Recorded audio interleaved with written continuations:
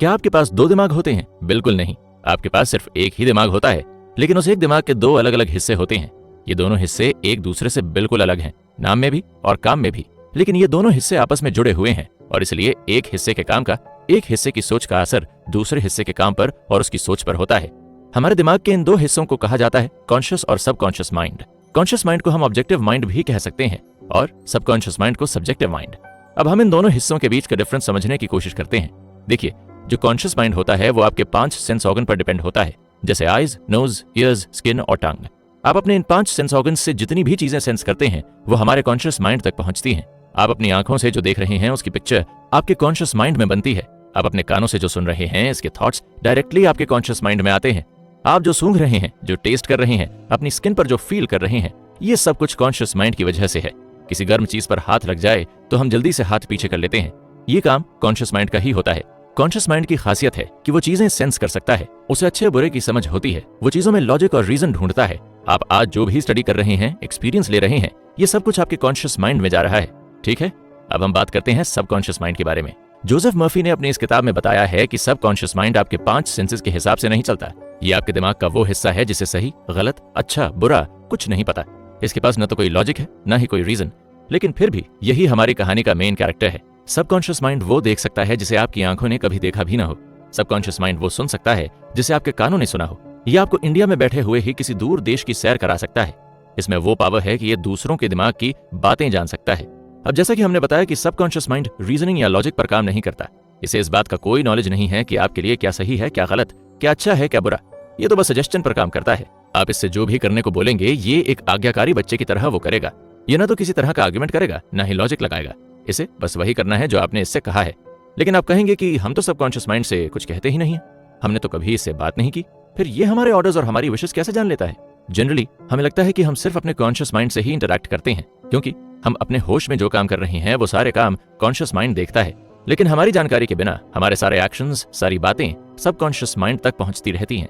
ये बात हमें रियलाइज नहीं होती। ये एक ऐसा प्रोसेस है जिसके बारे में हम जान नहीं सकते। इसे बेहतर तरीके से समझने के लिए मान लीजिए कि आपका सबकॉन्शियस माइंड एक चोर है जो आपके घर में कई दिनों से बैठा है। आपको इस चोर के बारे में बिल्कुल भी जानकारी नहीं है। आपको पता भी नहीं है कि आपके घर में आपके अलावा भी कोई है। आप इसी भरोसे में अपने घर वालों से खुलकर बातें कर रहे हैं, हंस बोल रहे हैं कि आपकी बातें और कोई नहीं सुन रहा, जबकि असल में आपकी सारी बातें इस चोर तक पहुंच रही हैं। ऐसा ही कुछ हमारे दिमाग में चल रहा होता है। हम सोचते हैं कि जो हम अपने दिमाग में सोच रहे हैं, जो हम कर रहे हैं, उसका हमारी बॉडी के किसी भी पार्ट पर कोई असर नहीं हो रहा, जबकि आपका सबकॉन्शियस माइंड उस चोर की तरह आपकी छोटी से छोटी बात, छोटे से छोटे एक्शन पर नजर रखे हुए है। वो सब कुछ नोट कर रहा है और आप जो भी सोच रहे हैं, जो भी सुन रहे हैं, जो भी बोल रहे हैं, उसे आपका सबकॉन्शियस माइंड आपकी सच्चाई बना रहा है। फिर भले ही वो अच्छा हो या बुरा, आपके सबकॉन्शियस माइंड को इससे कोई फर्क नहीं पड़ता।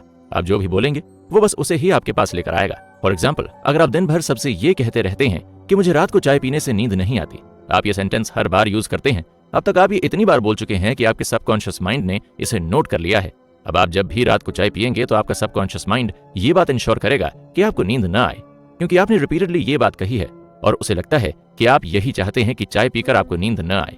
इसी सिचुएशन को अगर आप थोड़ा रिवर्स करके देख लें कि आप आने वाले दिनों में ये कहना शुरू कर दीजिए कि जिस दिन मैं रात को चाय पीता हूँ मुझे बहुत अच्छी नींद आती है, तो आपका सबकॉन्शियस माइंड इस बात को फॉलो करने लगेगा और बिलीव मी, आपको चाय पीने के बाद भी नींद आ जाएगी। ऐसा नहीं है कि सबकॉन्शियस माइंड कोई नया कॉन्सेप्ट है, बल्कि पुराने समय में भी इसके मिरेकल्स पर बातें की गई हैं और ये बात तभी से ही लोगों के बीच फेमस है कि जिसने इस माइंड को यूज करना सीख लिया उसने दुनिया को जीत लिया। और इस माइंड को जीतने का सबसे आसान तरीका है अपने थॉट्स को ऑब्जर्व करना।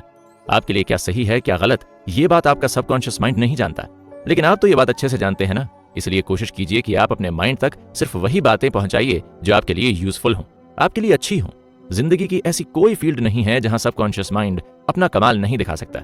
इस दुनिया के great scientists, researchers, successful businessman, सभी ने अपनी जिंदगी में जो भी कमाया है वो इसी की हेल्प से कमाया है। अगर आप भी इस माइंड की पावर को अपनी जिंदगी में देखना चाहते हैं तो सबसे पहले खुद को काम रखना सीखिए, क्योंकि आपका सबकॉन्शियस माइंड सबसे ज्यादा एक्टिव तब होता है जब आप रिलैक्स होते हैं, जब आपके दिमाग में थॉट्स की भीड़ नहीं होती। इसलिए तो कोई ब्रिलियंट थॉट्स हमें एक अच्छी नींद के बाद आते हैं। अगर हम रात में किसी बात को लेकर परेशान हों और फिर सो जाएं, तो सुबह उठकर हमें अक्सर उस प्रॉब्लम का सोल्यूशन मिल जाता है, क्योंकि रात भर हमारा सबकॉन्शियस माइंड अपना काम कर रहा होता है। क्या आप भी ये जानना चाहते हैं कि जोसेफ मर्फी ने इंडिया में रहकर ऐसा क्या सीखा जिसने उन्हें ऐसी बुक्स लिखने के लिए इंस्पायर किया? क्या आप ये जानना चाहते हैं कि आपका सबकॉन्शियस माइंड आखिर काम करता कैसे है और आप कैसे इससे अपना काम करवा सकते हैं? इन सवालों के जवाब जानने के लिए सुनिए अगला एपिसोड। क्या आप